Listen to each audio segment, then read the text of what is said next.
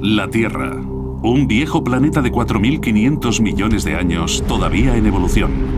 Así como sus continentes se mueven y se chocan, los volcanes entran en erupción y los glaciares crecen y se hunden.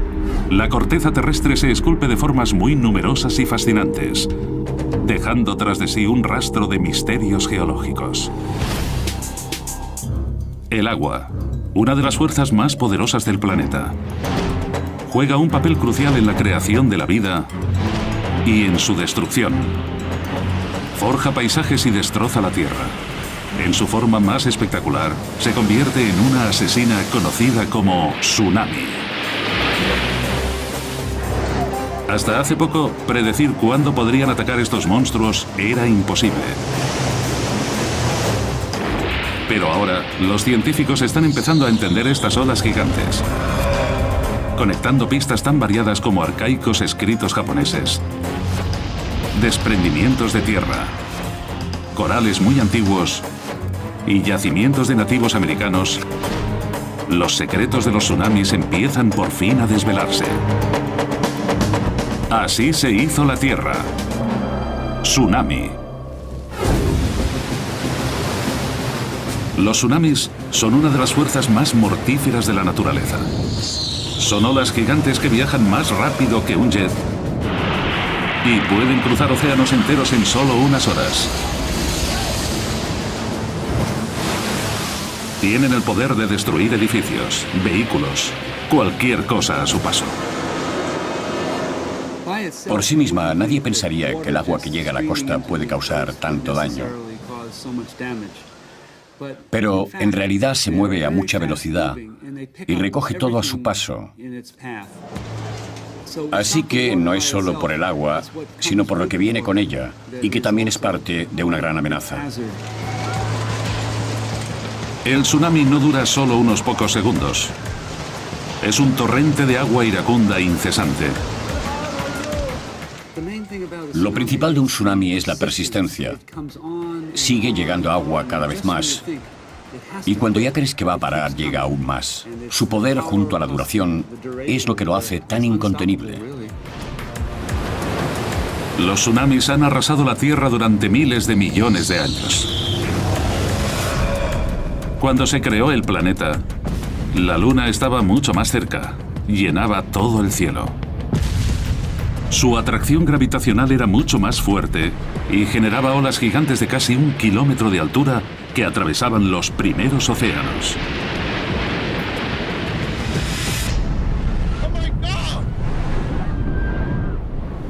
Ahora, los tsunamis siguen siendo una amenaza para las costas de todo el mundo. Los tsunamis han tenido y tendrán lugar siempre durante la historia de la Tierra. Pero es ahora que ha incrementado la densidad de población y la gente ha migrado a las regiones costeras, cuando nos hemos dado cuenta de los peligros de los tsunamis. La investigación sobre qué es lo que causa estas monstruosas olas empezó hace unos 1000 años en las islas de Japón. Este país es el centro mundial de los tsunamis. Sus costas se han visto atacadas por estas monstruosas olas mucho más que cualquier otra parte del planeta. La prueba es la propia palabra tsunami, originada en Japón y que significa ola de puerto. Japón tiene el registro de tsunamis más grande del mundo. Los escritos se remontan a nada menos que el año 684 después de Cristo. Estudiando estos registros, es posible descubrir que de media el país se ve afectado por un tsunami cada 7 años. Los manuscritos samuráis hablan de personas que vivían en las costas y que corrían a lugares más altos tan pronto notaban un terremoto. Los japoneses saben que esto es una pista, una advertencia de que pronto habrá un tsunami letal. Pero a pesar de sus intentos para escapar, los tsunamis han ido trayendo muerte y destrucción a estas islas de manera continua. En el año 896, una ola que golpeó Honshu, en el noreste, se cobró la vida de 27.000 personas. En 1933, la zona volvió a verse afectada. Esta vez fueron 3.000 personas las que murieron. Y en 1993, la isla de Okusiri se vio atacada por un enorme terremoto de 7,8 en la escala de Richter. Los edificios se desplomaron y se declararon varios incendios. Pero lo peor estaba por llegar. Minutos después de que finalizara el seísmo, apareció una enorme cresta blanca en el horizonte, un tsunami. Una ola gigante irrumpió de repente en la isla, acabando con cualquier edificio que siguiera en pie. En Japón, los ciudadanos ya habían comprendido la relación entre terremotos y tsunamis. Pero hay otro punto caliente en la Tierra al que los tsunamis suelen atacar con regularidad: las islas hawaianas. Pero muy pocas de ellas se ven avisadas antes por un terremoto. La ciudad de Hilo, en Isla Grande, tiene el sobrenombre de la capital mundial de los tsunamis. Decenas de las enormes olas han golpeado estas islas tan hermosas, pero nadie sabe por qué. Al no contar con ningún tipo de advertencia natural, los habitantes de Hawái tienen que confiar en la mayor estación de control de tsunamis del mundo. Creada en 1949, está conectada a una red de boyas repartidas por todo el Océano Pacífico. Estas boyas proporcionan datos muy importantes. Marcan los cambios en el nivel del mar que indican la llegada de cualquier tsunami en potencia.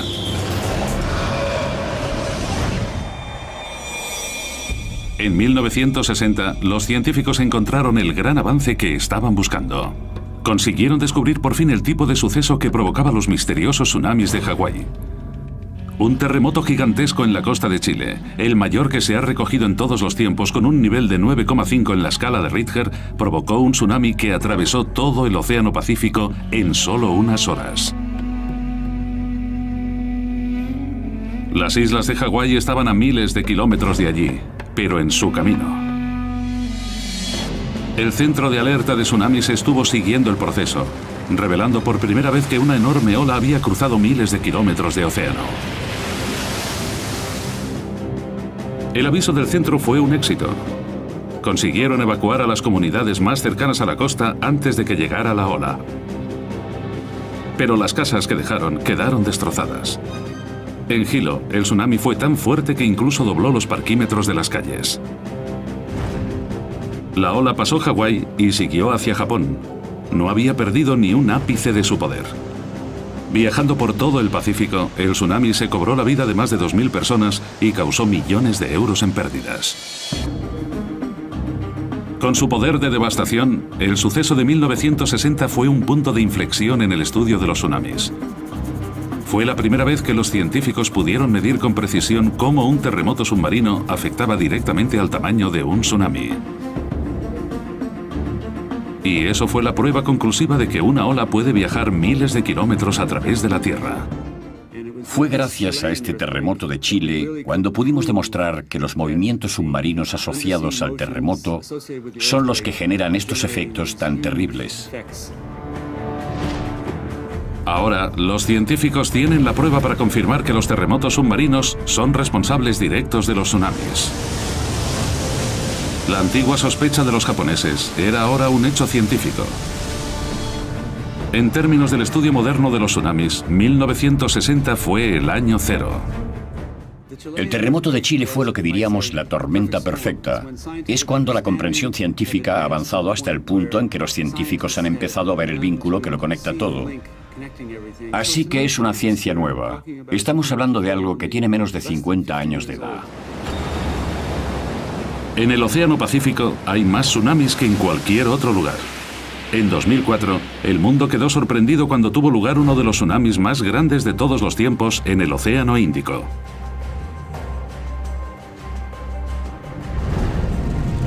El 26 de diciembre de 2004, Indonesia fue atacada por el segundo mayor terremoto que se conoce, de 9,2 en la escala de Richter. Minutos después, un tsunami de 30 metros arrasó la costa del sureste asiático. 225.000 hombres, mujeres y niños perdieron la vida.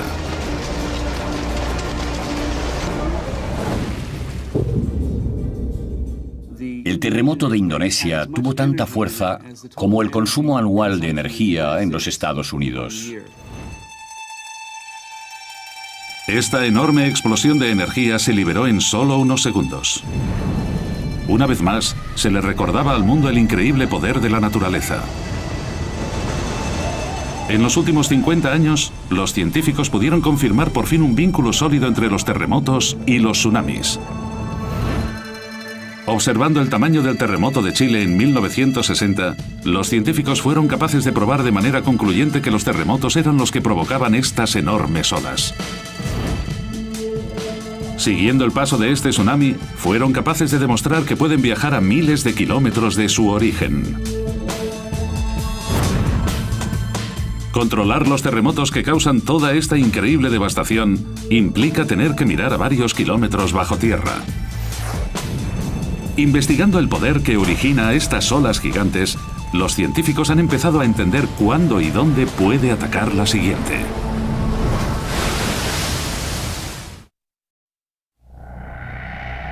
Estas terribles imágenes de las secuelas del tsunami en el Océano Índico, en 2004, muestran el caos que puede provocar una de estas olas. Es casi imposible imaginar que suceda algo así en el noroeste del Pacífico.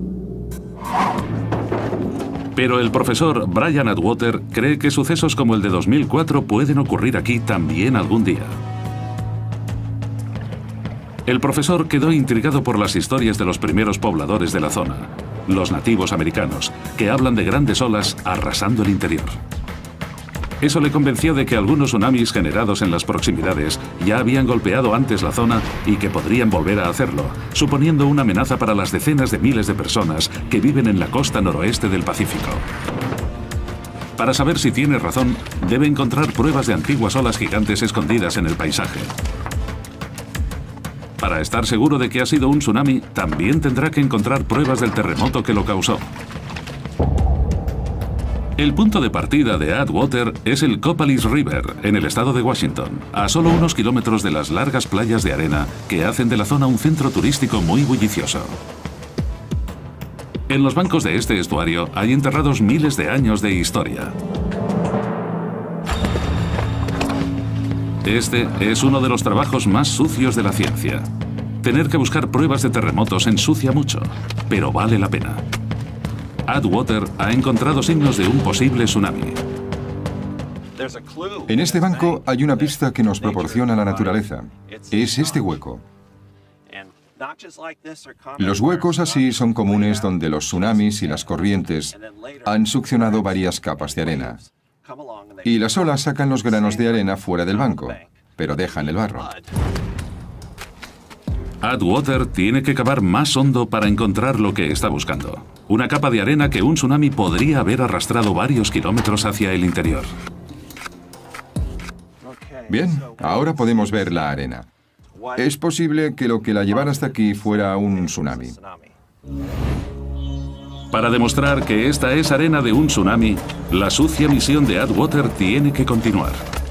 También tendrá que encontrar pruebas de que la tierra cercana al río se ha movido arriba o abajo, un signo seguro de terremoto. Después de un poco de trabajo duro, Atwater encuentra lo que estaba buscando, una prueba clara de que hubo tanto terremoto como tsunami. Esta vez también hubo un coste humano. Aquí tenemos pruebas de la caída abrupta del terreno y también del tsunami que lo provocó. En este caso, hubo personas afectadas. Esto era un campamento de pesca. Aquí tenemos los restos en forma de piedras quemadas que se usarían para calentar el agua. Bien, pues había un campamento de pesca que quedó arrasado por un tsunami porque la tierra cayó después de la ola. Llegaron las mareas y cubrieron el lugar, con lo que la gente ya no pudo volver a usarlo. La zona en que se construyó el campamento de pesca quedó arrasada durante el terremoto. El tsunami depositó arena sobre los restos y la marea cubrió el lugar con barro, donde ha quedado oculto hasta ahora. Atwater tiene por fin la prueba que necesitaba. Los mitos de los nativos americanos sobre las olas no eran simples leyendas. ¿Pero qué es lo que causó el terremoto? El principal sospechoso se halla a unos 80 kilómetros de la costa, la falla de Cascadia. Cascadia es una gran grieta en la corteza terrestre. Aunque la Tierra puede parecer una esfera sólida, bajo los océanos y los continentes está dividida en 8 grandes partes, y muchas otras más pequeñas conocidas como placas tectónicas.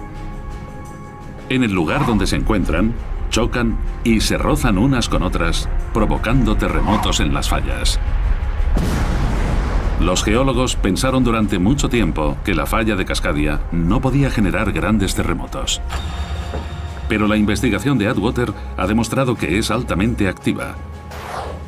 Lo que más le preocupa al profesor y a las miles de personas que viven en esta región es que la falla sea tan parecida a otro accidente muy activo.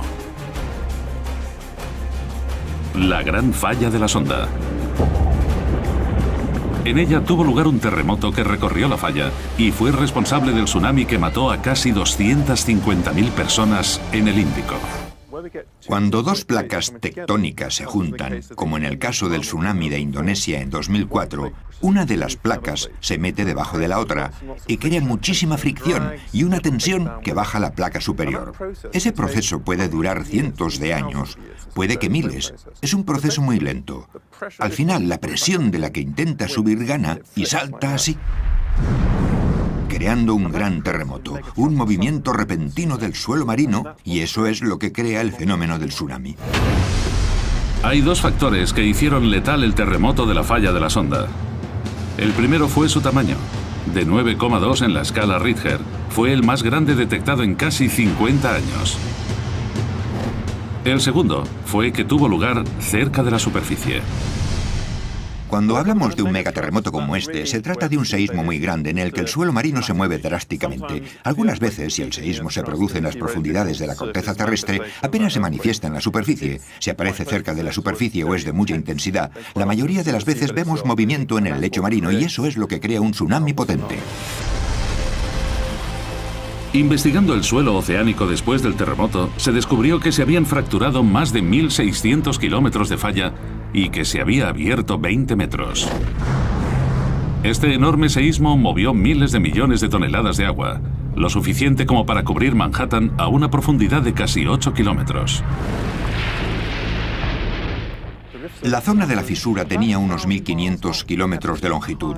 Al moverse toda esta parte submarina de la grieta se creó una ola gigantesca. La tromba de agua alcanzó un tamaño impresionante. Desde luego fue uno de los mayores tsunamis de los que se tiene constancia. La investigación de Atwater concluyó que el noroeste del Pacífico estaba en riesgo de verse atacado por esta clase de desastre. Pero no quería alarmar innecesariamente a los habitantes de la costa hasta haber recogido todas las pruebas que pudiera. Atwater tenía que averiguar con precisión cuándo este tsunami atacaría la costa para ver si podría haber más. Primero realizó una datación por radiocarbono en el suelo del río Copalis, pero el resultado solo lo alejó de lo que esperaba. Descubrió que el terremoto y el tsunami ocurrieron en algún momento entre 1680 y 1720. Y lo más importante, Atwater seguía necesitando pruebas concluyentes de lo grande que había sido. Pero hasta ahora, la investigación solo había sacado a la luz dos hechos extraordinarios. Desenterrando el campamento de pesca abandonado, Atwater descubrió que un terremoto en Cascadia había hecho que el suelo se desplomara. El corte en el banco era una prueba de que este mismo terremoto había generado un tsunami. Pero lo que estas pruebas no le contaban a Atwater era lo grande que fue la ola. No tenía forma de precisar el tamaño de la amenaza que sufría el noroeste del Pacífico. Su investigación estaba a punto de dar un giro inesperado gracias a unas pistas que venían no solo de muchos kilómetros de distancia, sino también de hace cientos de años.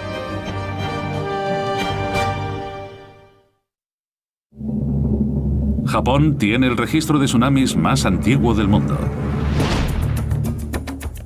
Los manuscritos samuráis cuentan cómo un enorme tsunami que tuvo lugar en el año 1700 inundó toda la costa este de Japón. Atacó sin avisar y destruyó poblaciones enteras. Los científicos japoneses quedaron desconcertados porque no sabían de dónde había llegado la ola. No hubo ningún terremoto que avisara a los lugareños para que subieran a terrenos más altos. La ola misteriosa recibió el apodo de el tsunami huérfano. De vuelta a los Estados Unidos, la investigación de Brian Atwater sobre el misterioso terremoto de Cascadia y el tsunami necesitaba más pruebas. No había manera de precisar ni el tamaño ni el momento del suceso. Todo lo que sabía era que tuvo lugar en algún año entre 1680 y 1720. Pero las fechas de Atwater fueron una revelación para los científicos japoneses. ¿Sería que este suceso fue el lugar de nacimiento de su tsunami huérfano de 300 años atrás? Me dijeron, mira, tenemos un tsunami del año 1700 al que estamos intentando encontrar la explicación. Y pensamos que tu terremoto ocurrió en el mismo año, concretamente el 26 de enero de 1700, y fue de magnitud 9. Un terremoto en Cascadia que produjera una ola con suficiente fuerza como para cruzar el Océano Pacífico entero hasta Japón necesitaría ser al menos de magnitud 9. Esto equivale prácticamente al enorme seísmo del Océano Índico. Los terremotos como este tienen tanta fuerza que pueden conseguir que un tsunami cruce todo un océano con facilidad. La cantidad de energía que se necesita es difícil de estimar y es complicado exponerlo en términos que la gente pueda entender. De hecho, estamos hablando de unas fuerzas tan grandes como cientos de explosiones como la de Hiroshima. Pero los tsunamis no son solo olas muy grandes, también son rápidas. La gran diferencia es la escala de la ola. Normalmente tienen entre 500 y 600 kilómetros de longitud. Además, no son tan altas. Cuando empiezan apenas miden 1 metro, más o menos, pero se mueven muy rápido, a una velocidad determinada por la profundidad del agua. Cuanto más profundo, más rápido se mueve. Así que, en océanos muy profundos, la ola se mueve a más de 800 kilómetros por hora. Cuando un tsunami coge velocidad en el agua, puede parecer completamente inofensivo y apenas detectable. Pero cerca de la costa, la ola se convierte en mortal. Es entonces cuando resulta evidente el verdadero poder de los tsunamis.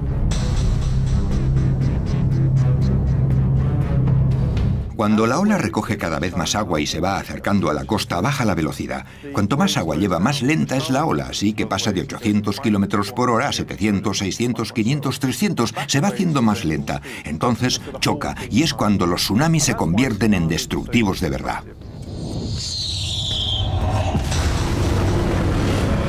Es esta inmensa velocidad y poder lo que demuestra cómo lo que sucedió en Cascadia pudo destruir una aldea costera en Japón. Cómo un terremoto en Chile pudo diezmar Hawái. Y cómo el terremoto del Océano Índico pudo matar a casi 250.000 personas. Si ocurriera un seísmo así en Cascadia, el daño que haría a la costa noroeste del Pacífico sería catastrófico. Pero para asegurarse de la escala de este peligro, Brian Atwater tenía que estar seguro al 100% de que las fechas de ambos tsunamis eran la misma. Después de explorar por completo el estuario del río Copalis, encontró un lugar que podía contener la información que estaba buscando. Un bosque fantasma. Esta raíz de abeto marca los restos de un bosque que incluye el bosque fantasma que tenemos detrás, de cedros rojos, y que cayó al agua durante el terremoto de Cascadia.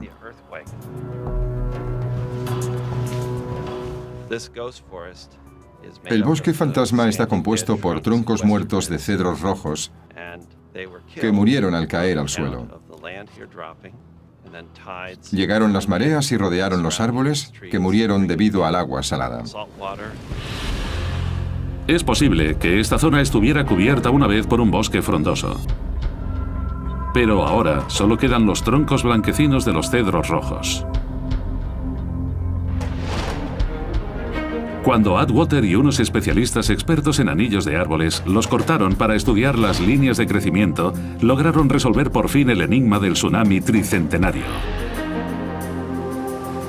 Las fechas de los sucesos de Japón y Cascadia ocurrieron exactamente a la vez, en enero del año 1700.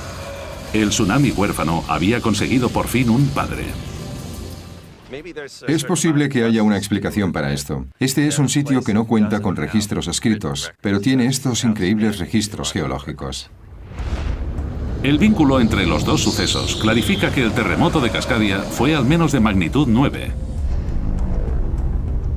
Y por inquietante que suene, es casi seguro de que no fue la única vez que la zona se veía afectada por uno. Atwater cree haber encontrado pruebas de una serie completa de tsunamis sucediéndose durante 5.000 años. Cada capa de arena en esta muestra representa un tsunami diferente, Hay sitios en Cascadia donde he visto 9 apiladas en una columna de unos 7 metros.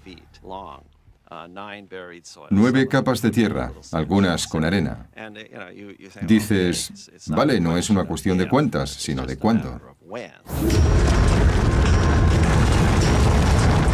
El infatigable trabajo detectivesco de Atwater alertó a los altos mandos de la amenaza que supone el tsunami. Como resultado, las ciudades cercanas a la costa del estado de Washington han podido prepararse para esta catástrofe en potencia. Si ocurriera un terremoto en Cascadia, las primeras olas llegarían aquí en solo 25 minutos. Hay señales de peligro de tsunamis por todas las carreteras y las sirenas están listas para advertir de cualquier ola que se acerque. Las vidas de miles de personas están más seguras gracias al trabajo de Atwater y a unos manuscritos japoneses de hace 300 años. Es un peligro que aparece lo bastante a menudo como para que tengamos que tomar precauciones, como para ponernos el cinturón de seguridad. Datando el bosque fantasma del río Copalis en el año 1700, Atwater ha conseguido la prueba definitiva de que Cascadia fue capaz de crear un tsunami que recorriera el Pacífico. Descubriendo las múltiples capas de restos en el banco de hace 5.000 años, sabemos que las monstruosas olas han atacado la zona muchas veces. Esta es una amenaza continua. Atwater sabe que aquí tendrá lugar otro terremoto, pero no tiene forma de saber cuándo exactamente. De vuelta en el Océano Índico, el lugar donde ocurrió el tsunami más letal del mundo en 2004, un hombre ha llevado la investigación de los tsunamis a un nuevo nivel.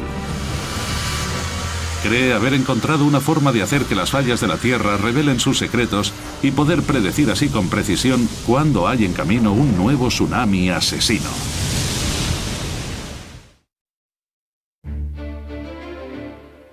La idílica cadena de las islas de Mentawai en Indonesia esconde un violento secreto. Uno que lo convierte hoy en uno de los lugares más peligrosos de la Tierra.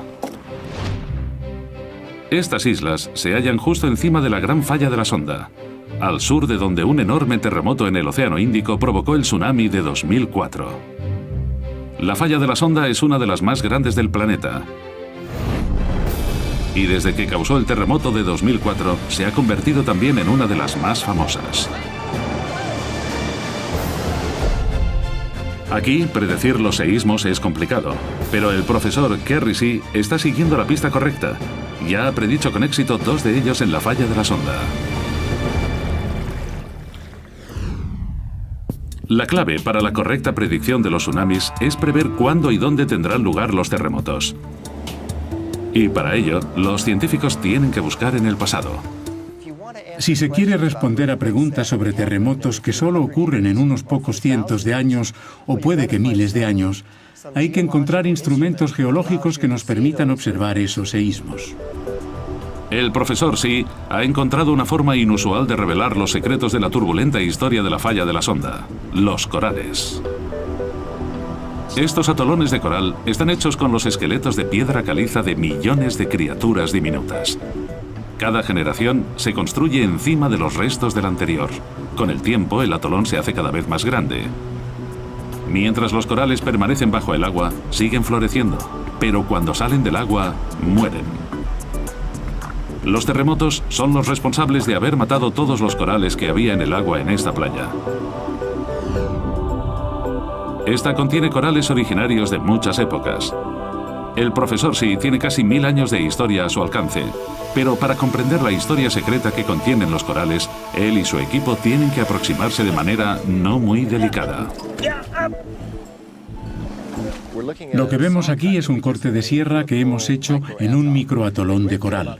Lo increíble de esto es que registra una caída repentina de medio metro. Murió aquí porque la isla levantó el terreno y la marea bajó en esa zona.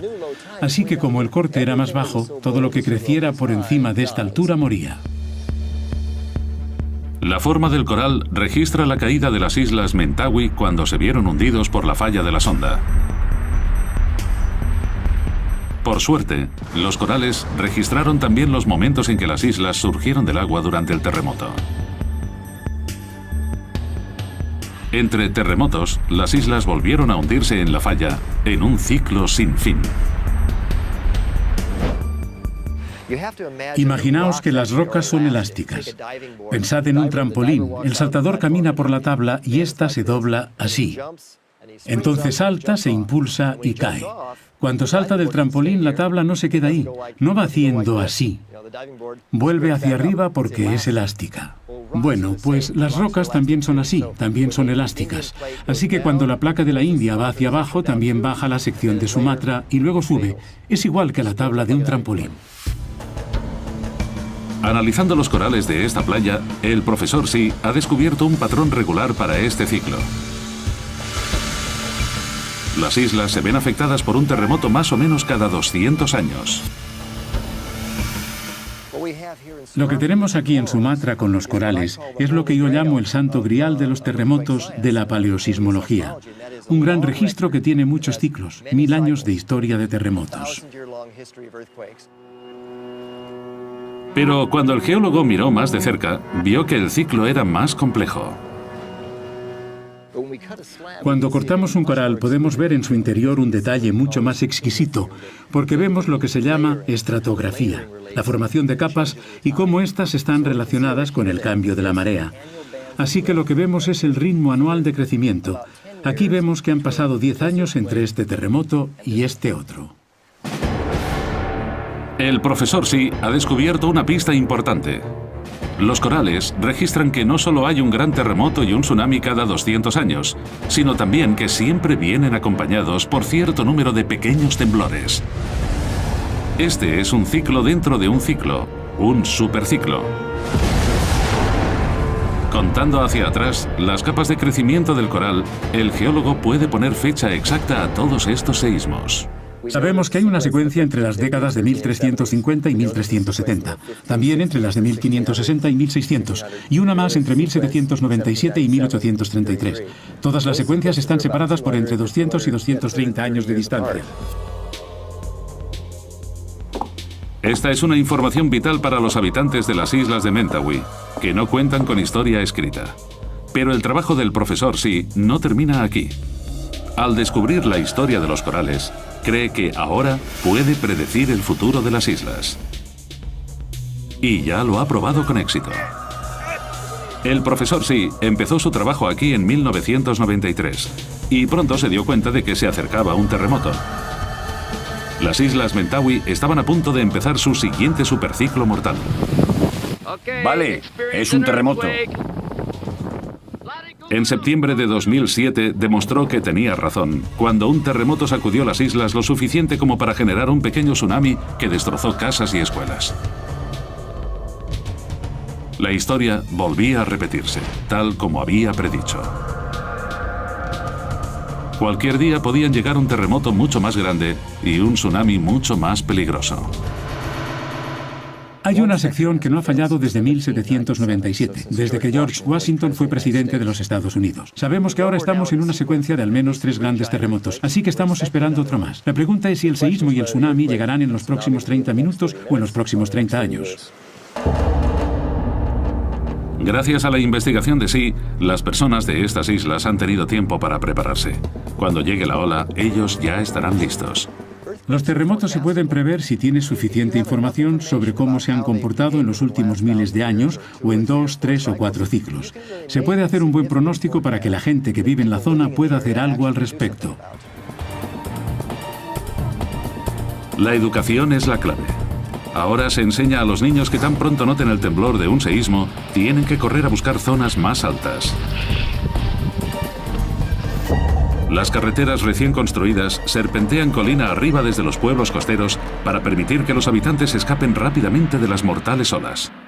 Estoy seguro de que los niños de ahora, si viven hasta los 60, podrán ver el siguiente terremoto. De hecho, creo que hay más de un 50% de probabilidades de que ocurra en los próximos 30 años. Analizando la forma de los corales en las islas Mentawai, Xi ha demostrado que allí empieza un gran ciclo de tsunamis cada 200 años. Poniendo fecha a las líneas del coral puede ser incluso más exacto, ya que muestran que el ciclo contiene no solo uno, sino varios tsunamis letales. La falla de la sonda es la culpable de que sucedan, pero no todos los tsunamis se generan por un terremoto. Existe un tipo diferente y mucho más raro de ola, el megatsunami. Los científicos sospechan desde hace mucho que las olas se pueden generar de esta forma, pero no hubo pruebas fotográficas concluyentes hasta 1958. Un desprendimiento en la bahía de Lituya, en Alaska, provocó una ola que alcanzó alturas de miles de metros. Esta grabación, que se hizo justo después de que llegara el tsunami, muestra el enorme poder de la ola. Los árboles poblaban una vez el camino hacia las playas de la bahía, pero fueron arrancados de cuajo por una pared de agua, dejando nada más que la roca al descubierto. El tsunami se generó cuando un terremoto relativamente pequeño provocó un enorme desprendimiento de rocas y escombros en la bahía. La ola resultante fue más grande que el Empire State Building y desconcertó a los científicos de todo el mundo. Los tsunamis de esta escala son muy poco comunes. Pero es posible que pronto veamos otro mega tsunami provocado por un desprendimiento 10 veces más grande que el de Lituya, en una pequeña isla del Océano Atlántico. Las Islas Canarias, lejos de la costa de África, se formaron a partir de una serie de volcanes. La más joven es la isla de La Palma. Está formada por dos macizos montañosos. El primero es el extinto Cumbre Nueva, al norte de la isla. El más joven, el volcán activo Cumbre Vieja, está en el sur.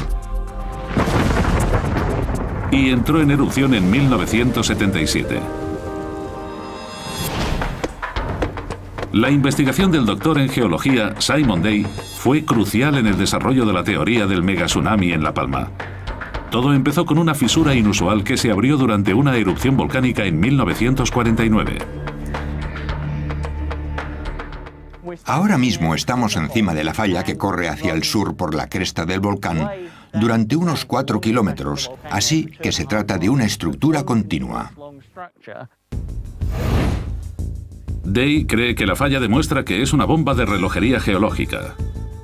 El inicio de un gigantesco desprendimiento de tierra. Lo que vemos aquí a mi derecha son las capas de rocas volcánicas, bloques de piedra y capas de ceniza volcánica.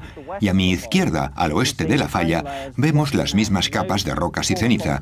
Las que están delante de la falla se movieron, se juntaron, y cuando la falla se movió, se separaron. Las rocas a mi izquierda se fueron moviendo hacia el oeste. Lo que pensamos que pasará en alguna erupción futura es que la falla se hará más grande y todo su lado oeste caerá en un gigantesco desprendimiento al océano y dará lugar a un tsunami. Este desprendimiento podría hacer que toda la sección suroeste de La Palma, un sexto de la masa total de la isla, se desplomara en el Atlántico en un solo desprendimiento gigante. Lo que prevemos es que toda esta zona de la costa y la ladera que se extiende por la cresta del volcán, que ahora está cubierta de nubes, toda esa masa de roca se caerá en un solo desprendimiento masivo en el océano y levantará el agua a su alrededor para crear un tsunami. En principio, esta ola será unas 30 veces más grande que el tsunami del Océano Índico en 2004. Tendrá más de 1000 metros de altura. La erupción de 1980 del Monte Santa Elena fue la prueba de que un volcán se puede derrumbar de esta manera tan terrible. Fue un suceso impresionante, pero el derrumbe de Cumbre Vieja podría ser 200 veces peor.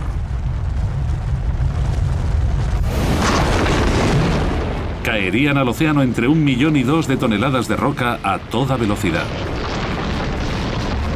La ola resultante atravesaría entonces todo el océano Atlántico. Por supuesto, la ola se iría dispersando y separando en olas más pequeñas, pero aún así, después de cruzar el Atlántico y volver a juntarse en, por ejemplo, la costa este de los Estados Unidos, en el Caribe o en el norte de Brasil, estamos seguros de que las olas tendrían todavía entre 10 y 30 metros de altura. Eso es tan grande, si no más, que el tsunami que atacó Sumatra en 2004.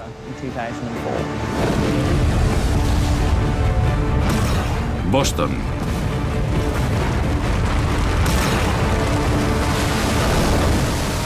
Nueva York. e incluso Miami podrían estar bajo la amenaza de estas olas gigantes.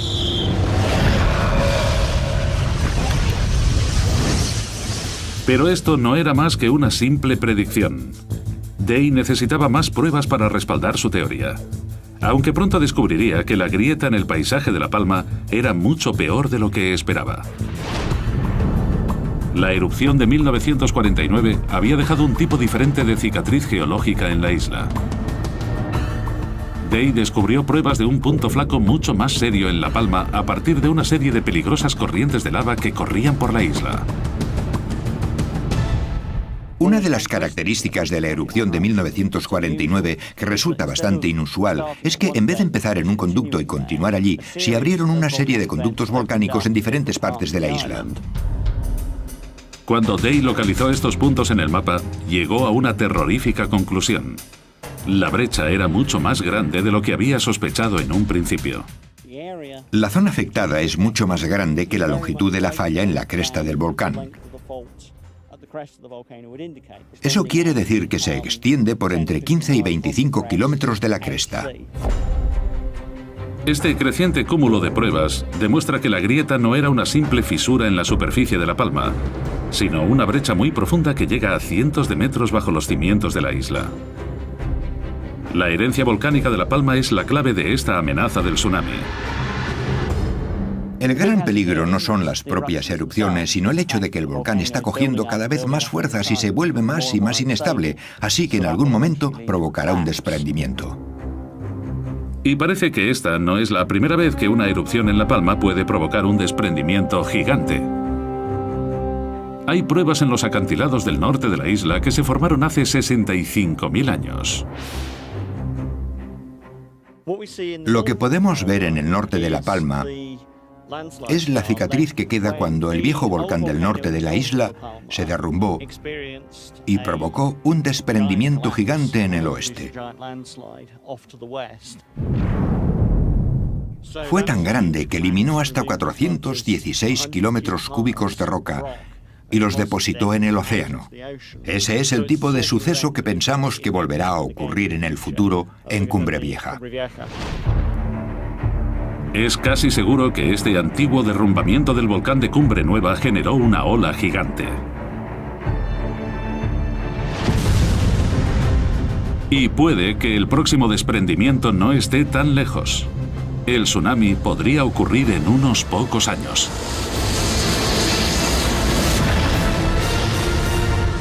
Aunque nos parezca extraordinario, cuando lo tenemos en cuenta en términos humanos, estamos hablando de un tsunami que podría golpear la costa este de Norteamérica y causar una enorme destrucción al nivel del tsunami de Sumatra. Pero esto es lo que ocurre con la geología.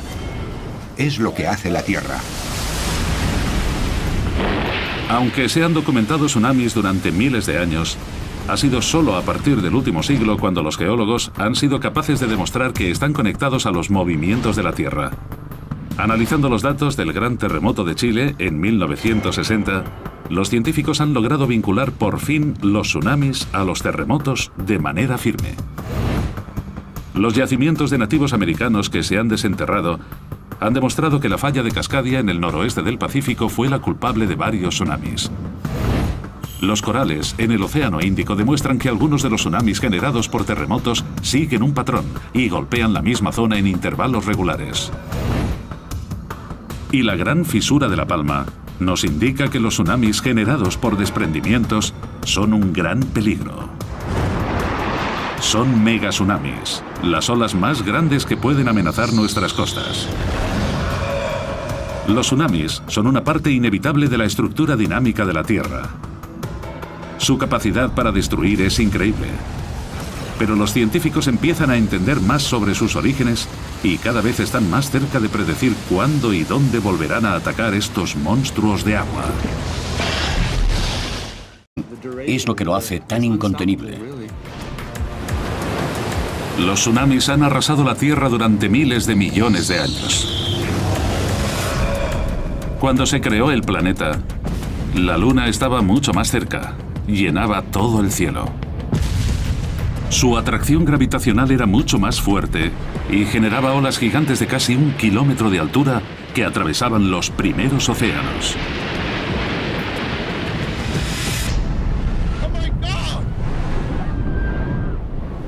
Ahora, los tsunamis siguen siendo una amenaza para las costas de todo el mundo.